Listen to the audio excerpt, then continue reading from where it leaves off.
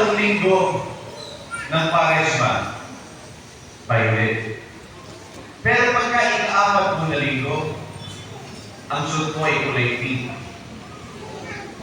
Bakit po? Dahil ang ating pagdiriwang ngayon ay may tema. At ang tema po na ito ay nandun sa salitang laitare. Ang laitare po ay salitang Latin na ang ibig sabihin magsaya. So sa mga tuwid, hindi porke panahon ng Kwaresma, hindi ka na magsasaya. Hindi porke panahon ng sakripisyo, palagi mo ang Biyernes Santo. Sali, tinuturuan po tayo na kahit panahon ng Kwaresma, may dahilan para magtitik. May dahilan para magsaya. At yun ang panawagan ngayon. At bakit kaya naman hindi isipin mo naman, kaya namatay si Jesus sa krus dahil sa kanyang pagmamahal sa atin. Kahit naman po sinong tao, May dalawang 50 po kayo, te? Dalawa. namahal 50 siya po. nung taon na yun. Kahit nag-iisa, nakangiti. Kasi alam niya, Thank you. minamahal siya. At ang tawag po doon sa ating salita, kinikilig. Di ba kaya mo nararamdaman, pagka ikaw ay minamahal, kinikilig ka. Kaya iyon ang gusto ipakita sa atin ng ating banal na pagdiriwang. Na sana maramdaman natin ang dahilan kung bakit dapat tayong kiligin. Kung bakit dapat tayo magsaya. Kasi kahit makasalanan pa tayo, dinala tayo ng Diyos. Kahit may kahinaan tayo, may pagkukulang tayo, kahit nagkamali tayo, mahal pa rin tayo ng Diyos. Yun ang dahilan kung bakit dapat tayo magsaya. Na hindi dapat matapos sa Biyernes Santo ang mahal na araw dahil may muling pagkabuhay. Sa muling pagkabuhay nagtatapos ang mahal na araw dahil natupad ng Diyos sa kanyang pangako. Siya'y umamatay, sumalit muling mabubuhay. Magtatagumpay siya para sa atin. Laitare. Magsaya. At kung titignan din po natin yung ating mga pagbasa, makikita po natin bakit dapat tayo magsaya. Sa ating unang pagbasa, nakita po natin, si Samuel, pinutusan ng Diyos. Mamimili siya sa mga anak ni Jesse ng susunod na hari ng Israel. Kasi si Haring Saulo, medyo naging seloso, medyo naging kapagmataas. Kaya ang sabi ng Diyos si Samuel, tawagin mo yung mga anak ni Jesse, pipili tayo sa kanya ng susunod na hari. Nung nakita ko ni Samuel si Eliab, yung panganay, malakad, patipuno, malakas. Sabi ko ni Samuel, siguro ito na yung susunod na hari. Pero sabi ng Diyos, hindi siya. Dahil iba ang pamantayan ng tao sa pamantayan ng Diyos. Dapat pala tayo magsaya. Kasi kung ang husga sa atin yung ating kapwa-tao, malamang walang maliligtas. Kasi lahat tayo huhusgahan ng ating kapwa-tao. Pero hindi ganun tumingin ang Diyos. Ang tinitingnan niya, yung puso natin. Kasi sa totoo lang ang tao, tumitingin sa talabas. Pagka maganda damit, maganda pakisama. Pero pagka sila damit, susungipang kita. Bakit ka? Kasi mukha mabaho eh. Di ba ganun agad tayo? May bias ka agad tayo sa tao. Meron kong isang subdivision dati ko assignment.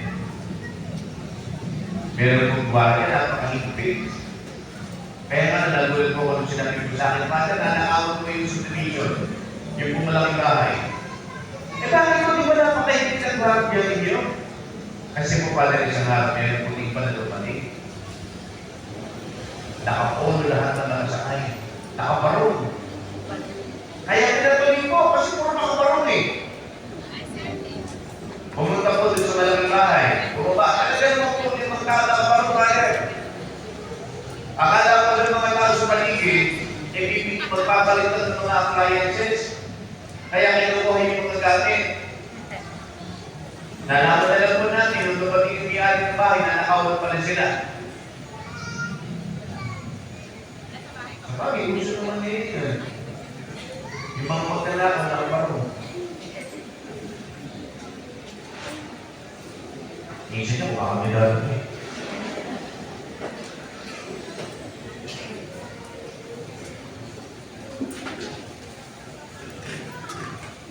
Kasi sa pagpipili tayo sa labas, ang Diyos, tinitingnan ang puso natin. Kaya sabi ko nga po sa inyo, dahil pasalanan pa tayo, minahal na tayo ng Diyos. Ang sunod niya, mabago tayo. Kaya yun ang pinakita niya dalawang pagbasa. Ikalawang na yun, kami dapat tayo magsaya. Sabi ng ating dalawang pagbasa, dati tayo ay anak ng kaliliman. Pero dahil kay Kristo, tayo ay naging anak ng liwanag. Wala na tayo sa dilim, nasa liwanag na tayo. Dahil hinangon na tayo ni Kristo sa dilim, dinala niya tayo sa liwanag. At ang taong nasa liwanag, walang ikinahihiya. Dahil tama ang kanyang ginagawa. Ang taong nasa dilim, yun maraming tinatago. Maraming sinisikreto, kaya nga siya nasa dilim. Pero pag ito nasa liwanag, wala kang dapat ikatakot. Kaya sana, huwag na tayo bumalik sa dilim. Doon na tayo sa liwanag. Dahil yun ang binigay sa atin ng ating Panginoon. Liwanag, hindi dilim. At ikatlo, bakit dapat tayo magsaya? Dahil sinabi sa ating Ebanghelyo, naawa si Jesus doon sa lalaki. Ikaw man yung pinanganak na bulag. Simula ka lang nung pinanganak ka, nakita ko na dilim. Wala ka lang ibang nakita, puro dilim. Tapos, pinagaling si Jesus kahit araw ng pagmamahinga.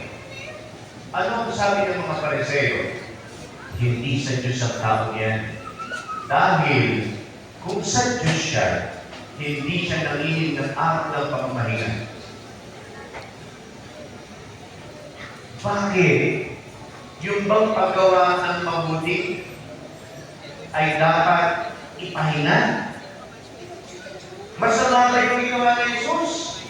Hindi. Naawa siya dun sa lalaki. Dahil hindi siya nakakita ng liwanag. Kaya kahit araw ng pagmamahinga, pinagaling niya yung bulag. Ibig sabihin, ang ating Panginoon, kahit araw ng pagmamahinga, gagawa ng mabuti.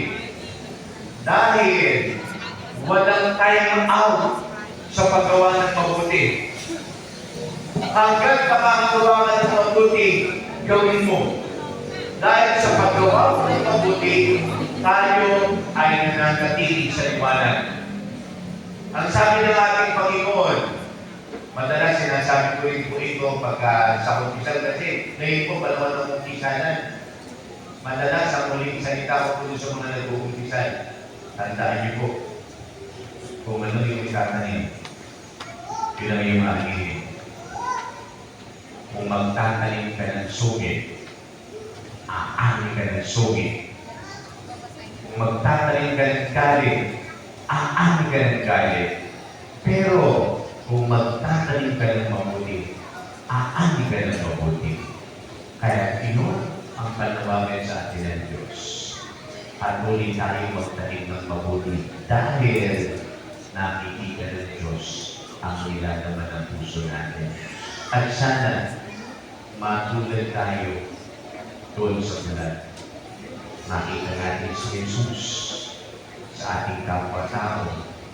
Maipakita natin si Jesus sa ating sarili upang may bahagi sa ating kapwa.